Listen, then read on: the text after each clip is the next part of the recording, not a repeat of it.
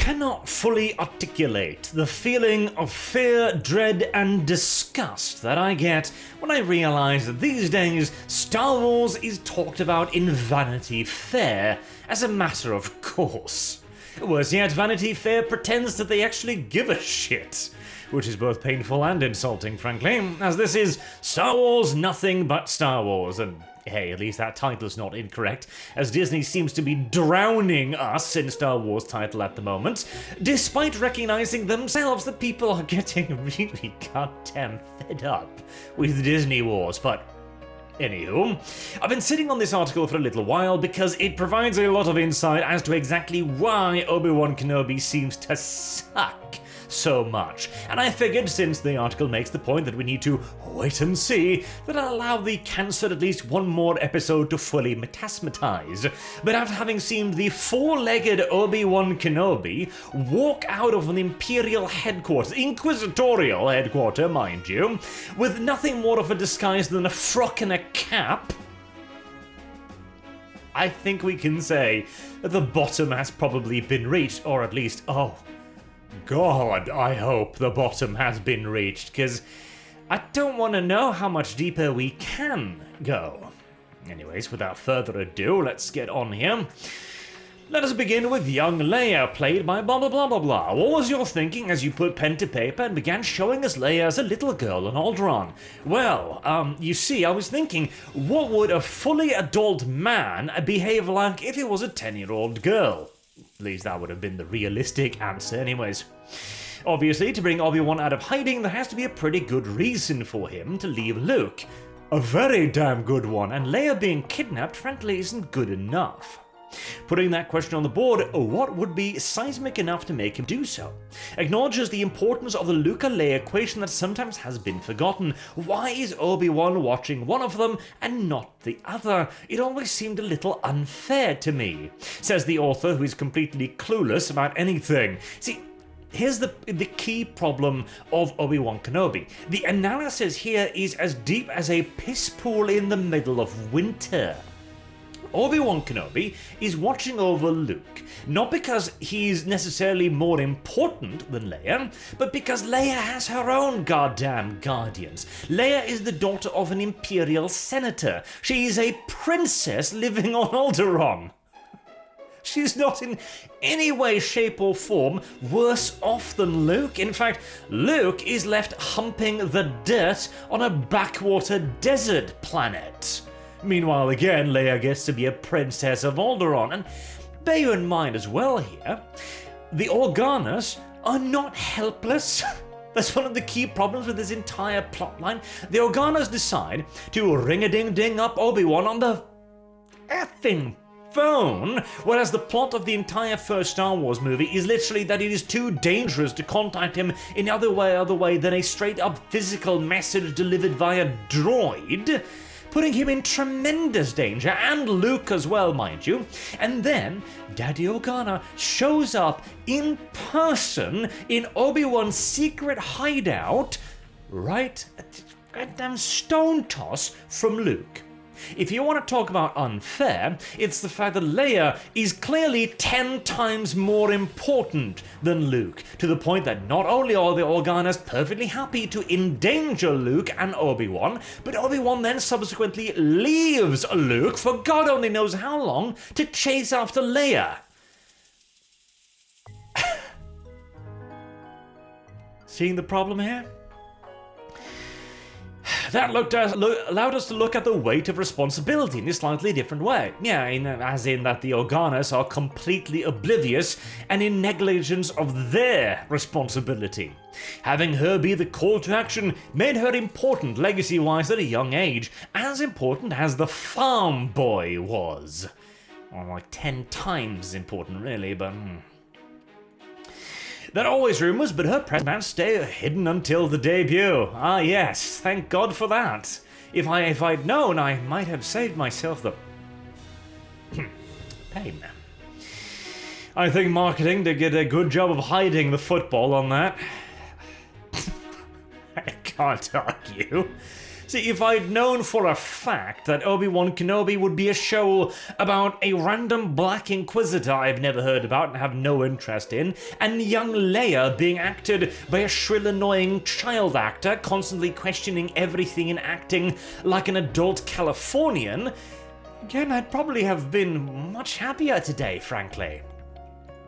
I wasn't sure how the audience would embrace it until the premium screening when we cut to Alderaan and the room lost its mind. Yes, to be fair, I did too in my own way, and this kind of also gives us an idea here. Why are ass-backwards writers like this hired? Well, it's because they are surrounded by mouth-breathing morons who will clap like trained circus seals at absolutely everything. One of the problems with nepotism is that you surround yourself with nothing but yes men. One of the reasons why Naismiths was so popular back in the day. The goal was to craft the character in such a way that honoured what Carrie Fisher had done. You failed. But also, you got to play a little bit of nature-nurture question, where you see that she's the best of her mother and her father. But also, you get to see her adopted parents and how they have formed who she becomes too. You mean a snarky 10-year-old that does not behave at all like a 10-year-old? A 10-year-old that outruns bounty hunters in perfectly clear woods? A 10-year-old that is never afraid of anything at all? Who has... excuse me. She has one lip quiver moment when she's been on the run for half a week or something after being kidnapped, where she looks at Obi-Wan and goes, I might be a little bit worried, but I'll get over it in about 5 seconds. Again, this is one of the problems too.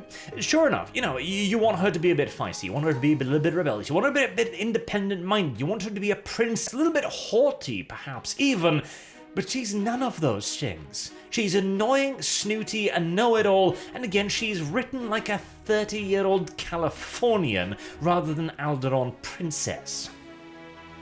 He's very much a byproduct of all these people. I doubt it.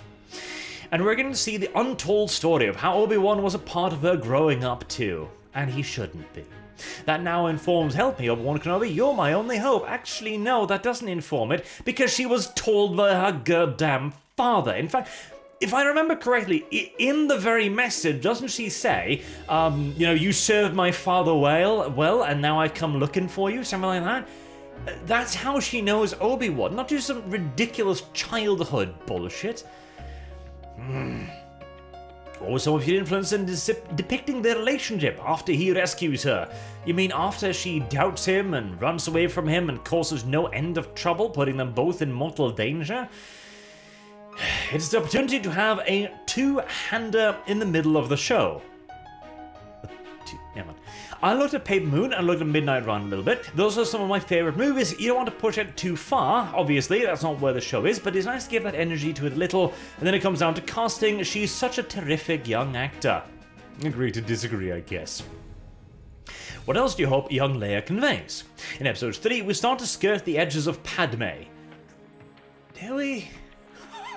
She's part of the story as well. The echo of her Obi-Wan seeing her in the eyes of her daughter is very potent. Somebody's watching a very different television show than the one I was watching. The series begins with what was a very disturbing scene, especially shocking given the terrible tragedy in Texas just a week before. Blah blah blah blah blah blah blah. This scene was in a movie half a decade ago, therefore modern day politics and tragedy. Skip. It shows why he's hiding, that nobody is protected, nobody was shown any mercy by that to the dark side when they came hunting Jedi. Yes, it's a way of establishing the stakes. Stakes are high for everyone right from the beginning, and then they become higher and higher with Obi-Wan being forced to go out and be exposed, to more in the spotlight because of the Leia of it all. Yes, being forced by Leia's literal parents to leave the relative safety and security of his undercover job and wander off into the galaxy to expose himself and Luke to tremendous danger. Not to mention as well, there is no reason whatsoever, in any way, shape or form, to suspect that Leia is connected to Obi-Wan. All this has done is put Leia in even greater danger, as indeed when the Grand Inquisitor shows up in the second episode, he yells at Moses Ingram's character and goes, "Why the hell did you abduct an Imperial Senator's daughter? This is ridiculous, you monkey!" It is obviously far beyond anything that is the norm, and if Obi-Wan hadn't shown up, what is likely to have happened is that she'd got arrested, tortured, thrown in jail, executed, and Leia be returned to her bloody parents with an apology attached. At least that's what should have happened, but... Obi-Wan really does hold back. He doesn't use his lightsaber when we first expected it. He seemingly can't connect with the Force until he has to save Leia from a fall. It should be a massive moment when a Jedi uses the Force, so you can't ever throw it away. That really sat with me. You really have to earn the moment. He shouldn't just use it to pull his cup of coffee closer while he's sitting in the cave. Only Leia could pull that out of him. This is the same guy who, by the way, in a casual bar interaction went like, you should go home and reconsider your life. The Jedis do use the Force for relatively minute things. In fact, you even see him trying to pull a nut, like a bolt, across a table later on, just to be like, can I still do it? I get that you want him to be defeated, which is also stupid, by the way, but... That's why we met Kumar Janani's character, and he's using the Force to close the window. You know he's a fraud. Skip, because I hate this character, and he's the obvious... Again, the segment here is like, the audience had no idea he was gonna be a fraud. Are you just writing a bad Jedi? No, he was obviously charlatan from the very first second you heard about him. And the fact that your audience apparently didn't figure that one out... certainly says something. I was impressed by your and the director Deborah Chow's willingness to go into the despair of Obi-Wan Kenobi. Impressed is not the word I'd use. This wasn't a guy who was lying low and eager to get back to the fight. He really had given up. Ah yes, we'll get into that one. It was massively important. I fought very hard for it, and... right. Actually, I'm just going to finish that one before I talk about it. There was some who say a Jedi would never give up. Correct. Hope, and would never say that the time that the Jedi's done. But it was very important to me that the audience felt that. Hope is a big word in Star Wars. You don't want to take it for granted as a precursor to the existence as a Jedi. The notion that he would find it, even if it's the slightest smallest glimmer of it, on his journey and have it reignite, which is part of what Episode 3 is when he meets Indira Varma's character, the fake Imperial officer, and learns of the path that he's not alone. If he began in a place of feeling at peace and centered, those things wouldn't have landed in the same way. Here's the problem. You've completely misunderstood Obi-Wan's character. You've completely misread the entire plotline. You've completely misconstrued the entire idea of Star Wars canon and the ending of the prequels, which, say what you want about them, they're certainly better than this shit. Obi-Wan Kenobi wasn't looking over Luke as some kind of desperate, sentimental attachment or something. It was part of the plan. Giving Leia to the Organas was part of a plan. They were to be the counter-thrust. They were to be raised as powerful Jedis, at the very least those who were Force sensitive. They were looking out for signs of that sensitivity, as they would be the ones to bring power to the Force again, away from the dark side. Obi-Wan knows this. He is not laying low because of any sense of desperation or having given up hope. This is his hope. Luke is his hope.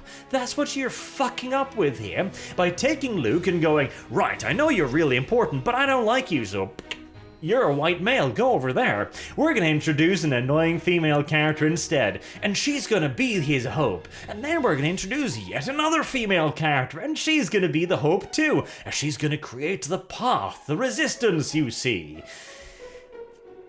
It's idiotic. It is again the perfect anti-fan example where they did the exact same thing to Luke himself in the Disney Wars movies, where you take a beloved character and you build him down, you degrade him, you chisel away at him and you destroy him. You make him dirty, filthy, you make him despondent, you make him hopeless and uninterested, you make him weak. And then you introduce your characters, the people you like, to build them back up again and be the bait and switch characters, the actual real reason why the hero did anything at all. After which, in the case of Luke, you just, kill him off and you're done with it.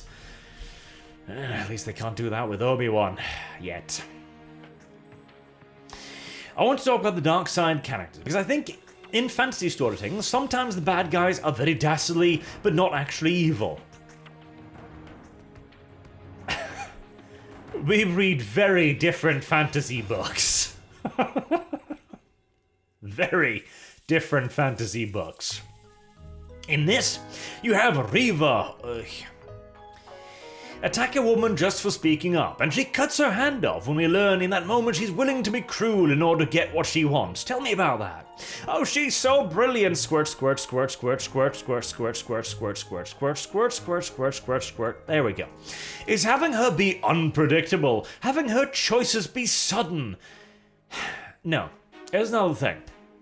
So apparently, they want to present the Empire and the Inquisition as a more of an ordered organization, as more of an FBI, more of a police force, right? Right, and they want to they want to present the Empire as just a thing that exists. A lot of people like it, a lot of people support it. It views as a continuation of the Republic, they're peacekeepers, they bring order, etc., etc. Which, you know what, in the hands of a better writer, that could actually be really interesting, although I would have done it from the perspective of a stormtrooper or something like that. Something halfway neutral. An ideological young officer, for example, but oh well, details, that'd be far too interesting.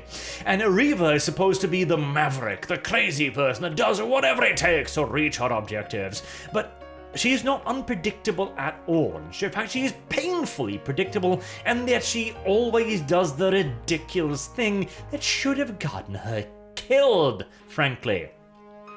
She's unpredictable, she's suddenly violent.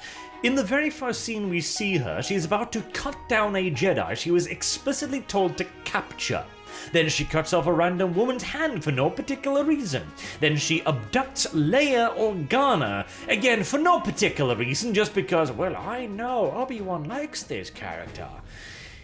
She is the exact opposite of unpredictable in that she will always do the dumbest, most stereotypically stupid thing imaginable. Reva devises the plan to kidnap young Leia as a way of drawing Obi-Wan out of hiding. I'm not even going to call the bullshit on this, because there's no way she could ever know that Leia is in any way connected to Obi-Wan, because I'm sure they'll come up with some idiotic reason, and I'll have a lot of fun laughing at it when it arrives. I've seen some criticism where people say, why didn't Darth Vader and the Grand Inquisitor do that before? Because they had no way of knowing, whatsoever. Or why didn't they go after her adoptive father, Bail Organa, since he was in the Galactic Senate? Because the Galactic Senate created the Empire. That's why they don't view the Galactic Senate as their enemy. They view it as a tool. Can you explain why the Empire would be restrained at this point in the story?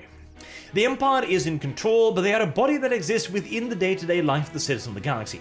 Many believe they are doing what has to be done, and there are people that sympathize with it and believe in them. Again, as mentioned, this would actually be an interesting plotline if written by somebody competent. The Inquisitors aren't acting like renegade hotshots, except they are, and that's literally their entire purpose. Cruising around, going against the wishes of the Empire. Again, that is entire. The wishes of the Empire is expressly to hunt down Jedi, goddammit. Reva's unpredictability isn't consistent with the operative procedure. Certainly going after Senator's daughter is very much off limits, and Reva's discovery of the potency of the relationship between Bail and Obi-Wan, via psychic powers, I guess, and taking advantage of that is certainly not within the playbook, which again brings us back to why hasn't Reva been decapitated yet? Again, I've mentioned this again and again. If Vader even so much as if he so much as suspected that Reva knew anything about his connection to his past, past, she would be executed. And seeing as that is the only reason why she would possibly take a random senator's daughter hostage, that there is some kind of connection with Obi-Wan there, which you'd think might make Lord Vader's noggin go jogging a little bit there. So, hold on, what's Obi-Wan's connection to this random child who's, 10 years old? That's a suspicious age range. Hold on there a second. I know he is actively trying to cut all links to his past, but Jesus Christ. The Empire still trying to act like they're not so bad, in other words. Yeah, but then she calls them out on that hypocrisy too, says, we've done worse. Cake and eat it too. Episode 2, Reva draws her lightsaber into her superior, the Grand Inquisitor. As you know, we would never break canon. That's all I need to say on that. Nobody's ever really dead. This brings us to episode 3, and obviously the emergence of Vader. We get Vader and Obi-Wan face to face, but a sequence where Vader is walking down the street, slaying innocent bystanders, has people saying this is the scariest Vader has ever been. Again, an example of somebody else watching a TV series that I'm not, because you know what, I actually kind of liked the scene where he started killing random no-name innocent civilians because it was there to distress Obi-Wan Kenobi, to try and draw him out, to try and be like, look, I'm going to kill these innocent civilians if you don't come out. But beyond that, nah, it was pretty normal Vader. There's nothing particularly scary about it. If anything, that's pretty much just Lord Vader. If you are surprised by this, I guess you haven't seen a lot of Star Wars, frankly. So apparently it was supposed to be worse, and it should have been worse, by the way. But this part, he's emotionally invested in that hunt to the same degree that Obi-Wan's emotionally invested in running away. Except when there is a minor inconvenient obstacle between Darth Vader and Obi-Wan Kenobi, and he is being saved by rebels on the other side of a tiny bit of fire, which he could put out with a wave of his hand, or jump over, or drag Obi-Wan through it with the Force, or any myriad of other things. At that point, his emotional investment is, it's dinner, really. Yeah, it's about that time. And he turns around and just walks away like nothing had ever happened.